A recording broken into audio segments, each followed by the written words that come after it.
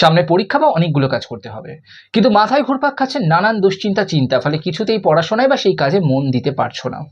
আমায় দাও মাত্র 60 সেকেন্ড। এই 60 সেকেন্ডে একটা ইউনিক টেকনিক বলে দেবো নিজের ব্রেনটাকে রিস্টার্ট করার বা খালি করে ফ্রেশ চিন্তা ভাবনাগুলোকে স্টোর করার। প্রতিদিন আমাদের ব্রেনে ঘুরে ফেরায় প্রায় 60,000টা চিন্তা, আর এই 60,000টা চিন্তার মধ্যে আমাদের ব্রেন মনে রাখতে পারে মাত্র 7টা চিন্তা। কম্পিউটারের যেমন মেমোরি রয়েছে, মানে র্যাম রয়েছে, ঠিক সেরকমই আমাদের ব্রেনের মধ্যেও কিন্তু একটা র্যাম রয়েছে, যার নাম প্রিফ্রন্টাল কর্টেক্স। তাহলে সারাক্ষণ যদি মাথায় সেই চিন্তাগুলো ঘুরপাক খায়, তাহলে কাজের লিস্টের চিন্তাগুলো কোথায় যাবে? সেগুলো তো ধরবে না মাথায়। পৃথিবীতে প্রচুর মানুষ এই টেকনিক অ্যাপ্লাই করে নিজের ব্রেনটাকে রিচার্জ করতে পারে, যার নাম ব্রেন ডাম্পিং। তোমার সকালবেলা উঠে যে কাজগুলো করতে হবে বা যে পড়াগুলো করতে হবে সেগুলোকে খাতায় লিখে ফেলো বা ডায়েরিতে লিখে ফেলুন। তারপর ইম্পর্টেন্স অনুযায়ী সেগুলোকে মার্কিং করুন যে কোনটা আগে করতে হবে, মানে 1 2 3 4 করে একটা করে কাজ করুন বা পড়া করো, তারপর সেগুলোকে টিক দাও।